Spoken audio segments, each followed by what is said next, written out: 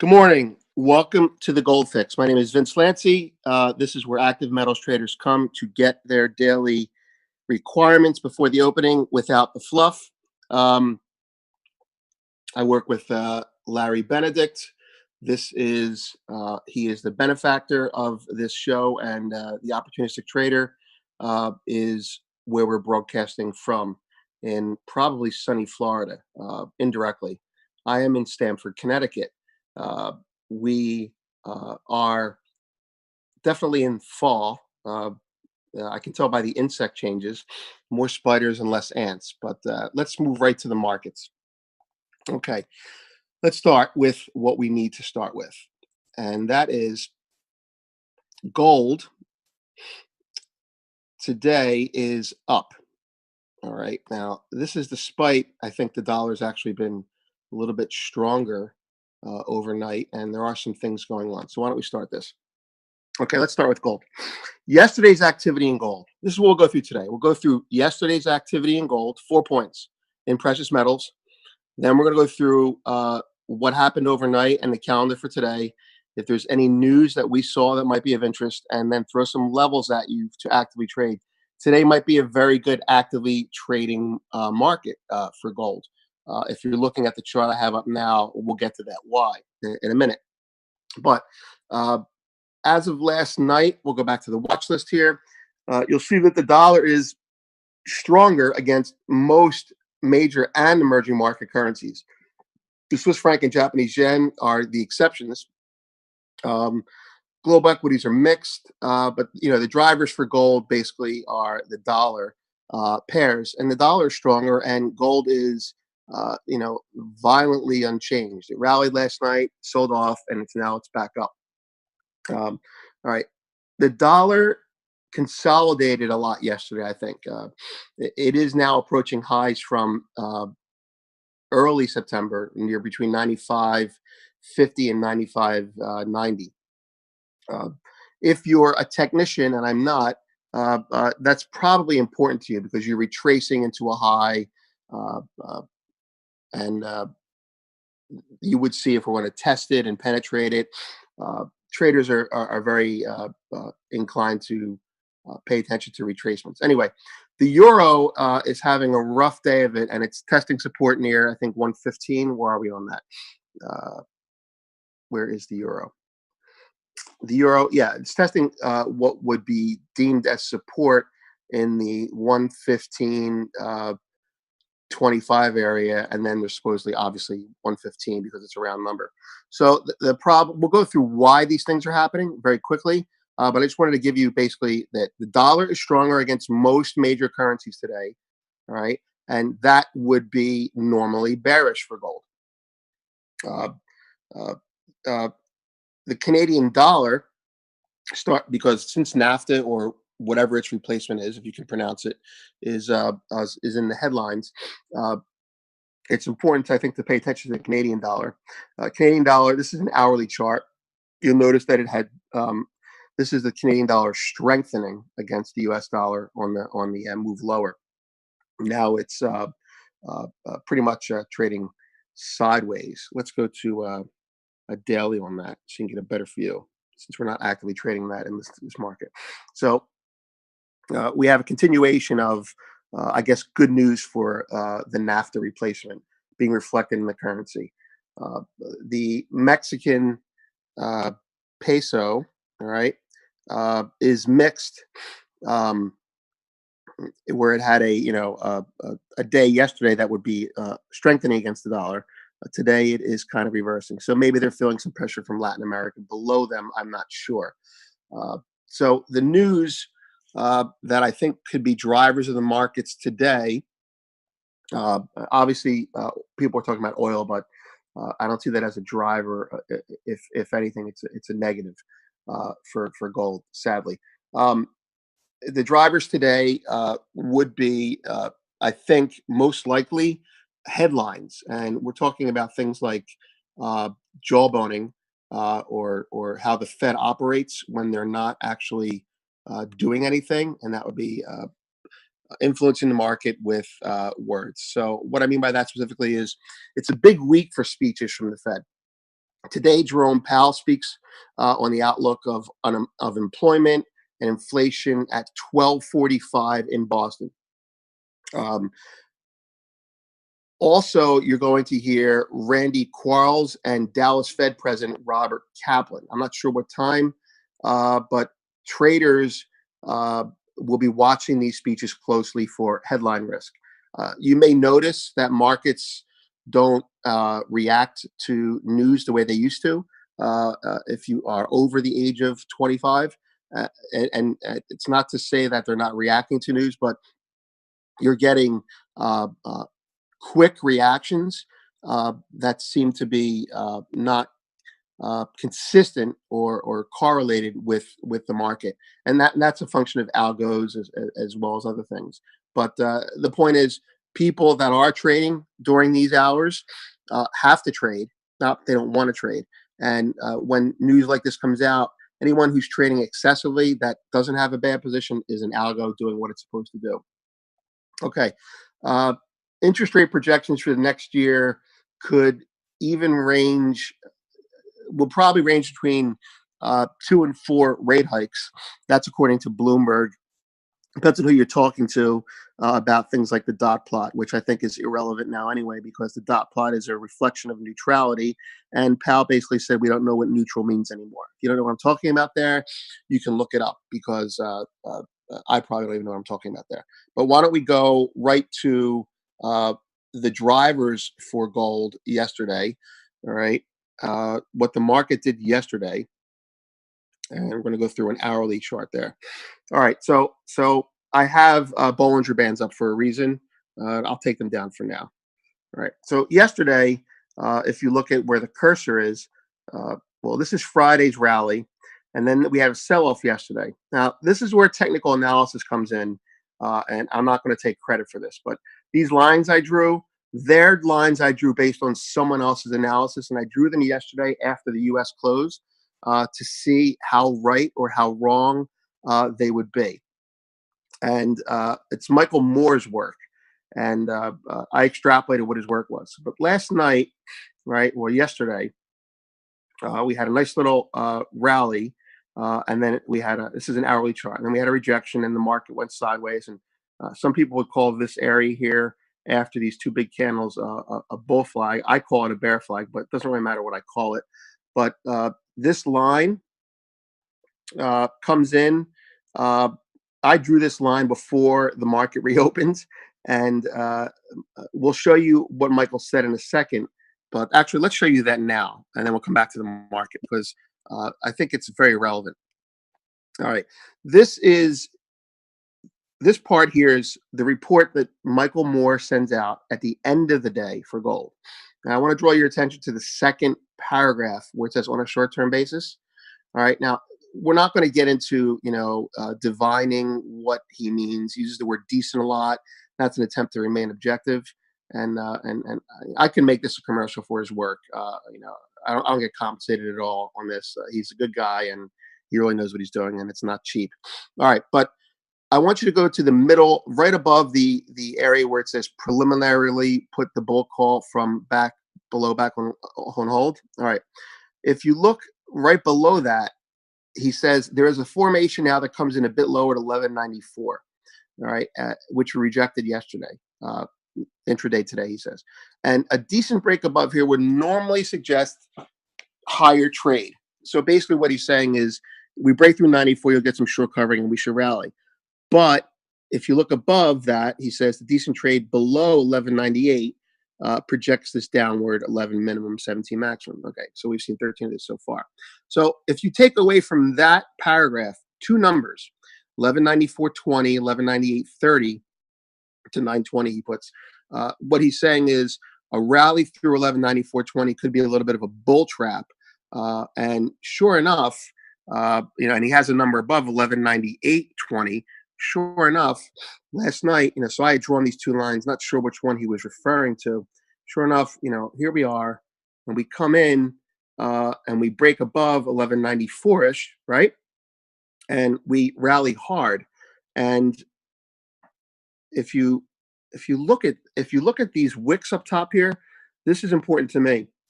We got up in the 1198 area, and sure, we penetrated. But you can't look at statistics. You can't look at technical numbers as hard and fast. You should be looking at them as how much volume trades there, how they react in that area, and that's the importance of being a tactical active trader. But these three wicks above last night, to me, uh, uh, that tells me there's trapped longs that still have to sell, whether it be a nation or a miner. I don't know. So it immediately rejected. So there's your bull trap that he was referring to. And now the market is trying to work its way higher again. So we'll get into uh, numbers today in a second. But I wanted to point that out that we broke through a trend line. The market went up to an area, and these three wicks here are very, in my opinion, bearish. You get above them, and they're obviously very bullish. But when you see long wicks like that, that means there's so much weight above the market that it runs away from it. It's kind of like people fishing for stops, and they find nothing but weight there or selling. So back to the rest of the markets. All right. So gold is a little bit higher today, and the the the other news in the market I think we should focus on is that oil was up yesterday. Well, actually, let's stay with the euro first, because the euro is the market that is uh, taking the biggest beating, even though it's off the lows right now on the hourly chart. The euro is feeling more pressure or reaction to the Italian situation now. Uh, Most people are saying this won't be a Greek style crisis. And that's for good reason, because we've seen it before. They know how to handle it, or at least how to, kick that can down the road a little bit further. But the currency started falling, the euro started falling after Deputy Prime Minister in Italy, Luigi Di Maio, said the Italian government will not retreat by even a millimeter from its 2.4% budget deficit target. Now, I don't think the problem, is the budget deficit number. Just to throw a little fundamental analysis in there, it's not a crazy number. The problem is that Europe, the people running Europe, which is I have a problem with to begin with. But the people that are operating out of Brussels, the European Central Bank, they have a lot on their plate right now. And Brexit, I think this is a political problem now. Brexit is their number one priority. And if you read what Alan Hill wrote yesterday, he synopsizes it pretty well. We have that on our site in our insight section, which we'll get to in a second. The basically Brexit is their number one priority, and this is kind of like a thorn in their side that this five-star organization is being so vocal about it.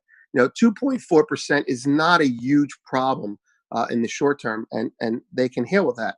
But other people in Italy are, like Italians. And when you've had 65 governments in 75 years, being of Italian descent, pretty confrontational group that doesn't trust centralization, which is the opposite of what globalizers want. So Claudio Borgi, he's the head of the lower house budget committee, said that the euro was, quote, not sufficient to solve Italy's fiscal issues. And that's true. Uh, a common currency does not solve fiscal issues. The problem with the euro is that if there's an earthquake in Italy, you're not going to be able to take tax money from people in France and reappropriate it to Italy to rescue people, unlike the United States, where you have a united tax or fiscal policy. So, but not getting too much on that. But the result was his words had their words had some negative effects on the euro. And if you remember, if you remember back when there was a Brexit issue, when there was a Brexit crisis, gold and the dollar rallied at the same time. That was a big deal. I think in like June of 16 when this first thing started. And whenever, and this is a trader talking, excuse me, I'm suspicious whenever gold and the dollar rally at the same time as a safe haven concept, whether it be a war or Brexit. And gold had a nice run, but the point is this: gold is not a safe haven when the dollar is rallying. If the dollar is rallying because there's a lack of dollars. Now, it sounds kind of circular. So let me put it this way: if everyone wants dollars, then eventually everyone's going to sell what they have to get dollars. And if you have gold and the accounting rules only let you have a 50% haircut in dollars on your balance sheet and you're a bank, you're going to sell gold so you can get dollars. So what we had then was the dollar and gold rally, and then gold got destroyed.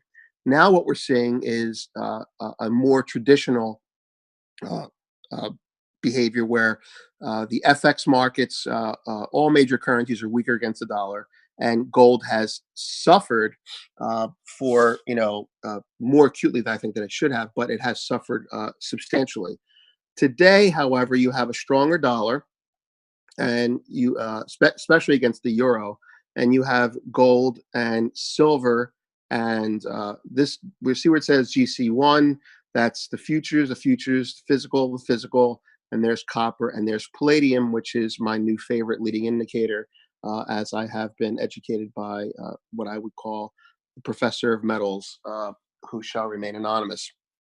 Uh, what is interesting, but I don't want to make too much of it if you're a gold bull, is gold is up while the dollar is up. That to me really is at this point a little bit of noise. If you're looking for reasons for a gold rally, I don't really think it matters much. Uh, I think it could be just a little bit of swing trading, and that's what I'm getting to here. Gold is becoming a little bit of a tradable market intraday. Its average daily range is still in the $7 area, but we do have some big hourly ranges that can be traded now. So before we get into levels and what we would like to do today, let's look at silver. Now, silver on an hourly, and you can see this is the rally the other day uh, when silver just led the market higher, and then it came off, and now silver is chopping back and forth as well. I'll say it again: if there's going to be what's the word? Not substantive, but if there's going to be a rally in the precious metals that is going to be sustainable, silver will lead the way. Uh, uh, and silver will also lead the way when you're at the top of a market. So it's your task to figure out what's going on if we're at the top or if we're just starting a rally. But silver would be the thing to buy if you're bullish gold. Uh, that's the axiom. Right now, silver has a lot of, I think, weak shorts in it compared to gold. And gold has not sold off like silver did from May when the whole trade war situation started. So, what you want to keep in mind is if you're a gold silver uh, observer or a reference point person, is that first of all, I don't really think the gold silver ratio means much of anything these days because gold is money and silver is not.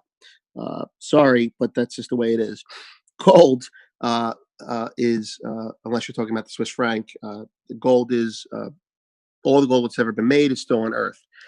That makes it indestructible, so to speak, which makes it a good monetary tool. Silver is industrial. Gold is increasingly industrial, but let's not put too much weight on that.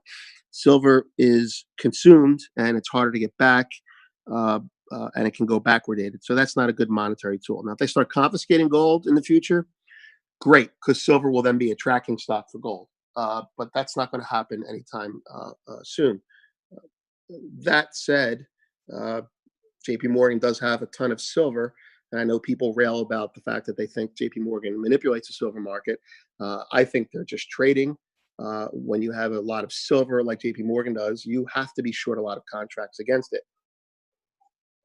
Do they push the market around like any poker player at a table with a deeper pocket than you? Um, do they manipulate the market? Well, manipulation exists. I'm not saying they manipulate the market, but manipulation exists. If you don't think it, if you're an analyst and you say the precious metals markets are not manipulated, uh, you're either willfully ignorant or you are uh, naturally ignorant. I don't know, but you're not being sincere either with yourself or or with your client base. Manipulation exists in every market. The question is how long or how short that manipulation happens. I know this as a victim of manipulation. I know this as an observer, and I know this as a manager of portfolios. And we've seen court cases on it. I've written on it. But anyway, that's actually another. That's a webcast. We could do something on that if we want to, like uh, how spreads are used to manipulate the market. But let's go back to uh, let's go back to uh, well, before we do Michael, let's okay. I want to show you this page here. Okay, so here's your advertisement. Now, we have to have a sponsor, and our sponsor is the opportunistic trader, and we've got to pay the bills here. So I'm asking you, if you're listening in and you see this page, go to this page and sign up for the newsletter. It's not something you have to pay for. It's basically one of those newsletters you get, and you can either look at it or not. But you'll be getting stories that we put up, and you won't be invaded with spam. You'll basically just be getting, hey, here's an email, here's our stories. Everyone knows what newsletters are now. No cost. No, your name's not being sold anywhere. And there's the. This is a little bit of bio about Larry. He managed basically. He puts 900 million, but I happen to know that it's a billion. I think he's just keeping it, conservative. Global macro fund. The thing is, in an age of passive money, and I can't emphasize this enough. And this may sound like I'm not advertising. I'm talking about trading. In an age of passive money, which is what we're in now, where active macro funds are complaining. Short-term active traders are making money, and they're either fading algos or running with algos. But algos are not people, and I think you're seeing that now. But anyway, so let's go to the today's stories. Okay, here's the overnight. Here's what we put out yesterday. Now these are the stories, and I'm putting this out there for you so you know what you can't get anywhere else, and this doesn't cost a subscription. All right. Yesterday, some stories that we thought were interesting, not our own. What we know about the USMCA, a little bit more on the NAFTA deal, the overnight recap that's put out by us. That would be something that would be emailed to you in the morning. This is a blog that is pretty much exclusive to us by Alan Hill, discussing Europe. These are exchange news headlines, and this is. It seems kind of humorous there, but pretty much you can only get this from us unless you subscribed. This is the credit strategist. Despite uh, uh, the sensational headline, this is a very good report to read. Peak everything. Oil obviously was a big day yesterday, and today's overnight recap. So um, today's overnight recap, so you can look at what you're going through here. All right, so basically you have levels. A lot of firms have overnight recaps, but this is dry. There's no links embedded in it. You're not trying to get people to do anything other than get ready for the trading day. This is an active trader's website. Okay, so let's go back to, uh, let's see, let's go to Michael. All right, so that's what Michael said yesterday. Now, let's look at what we have for our technical numbers today. All right, upside. This is part of his report. I'm not showing you the whole report. I am writing this from the higher call. Get long on a decent penetration above 1198 and a half to 1199.30. So you'll notice, so that puts our numbers right now. Right now, I have a number 1194 to 1199. Those are my numbers. I'm a buyer above 1199, and I'm a seller below 1194. Or conversely, I could be trading the range and trading with inside that. If we break above, it looks to me like the numbers that I used to have between 1198, which is his number, and what I had 1205. 1205 doesn't seem to be an important number anymore. 1208 seems to be an important number. I think it's pretty obvious on a chart, but which I think is important. We'll come back to the chart. We have like 2 minutes left. So on the downside, we have numbers coming in at 11. The most important numbers below are 1185 and 1178. Anything in between, you can trade. So let's put the chart up and wrap this up so I can give you something you can walk away with as levels today. All right. as we get more efficient with this, we'll get more efficient. Got it. Thank you very much. That's Michael. He does a lot of things with us, and he is an FX dollar pair expert. And as soon as I get off the air, I'll ask him what I was talking about with dollar pairs. But 20-year trader, I think, maybe a little bit less. So anyway, let's look at the numbers here. I have an hourly chart up, and I'm going to put up. We don't have much time, but I think it's important that I put up. No, I can't do it. All right. So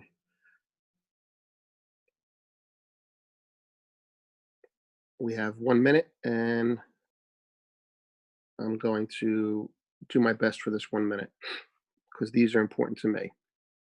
All right. So 1 hour Bollinger Bands. I like technical numbers that line up with my momentum system. My momentum system can be encapsulated simply in the Bollinger Bands. Now, right now, if you look at this trend line, it looks like we're coming in at 1190, 1191, 1192. So if you're looking at this trend line, 1191 would be support, according to me. 1198, where those that triple area, that I wouldn't call it a triple top of wicks are, that will be an area to sell or buy above it. If the market moves higher through that area, uh, I have this little rectangle over here. You can ignore that. That's for a different chart time frame. I used to have 1205 as an important number. That is no longer important for reasons I won't get into. But above it, you're going to get into the 1208 area. So today's levels for trading uh, that are from the outside in are above 1208. So it's basically 1212, 1208, 1198. I don't like 1194 anymore. I'm going with 1191. And below 1191, which also coincides with the Bollinger Band system that I use, uh, you want to be careful because I think we could have a complete, vomit of the market down below 1187 to the 1170s again.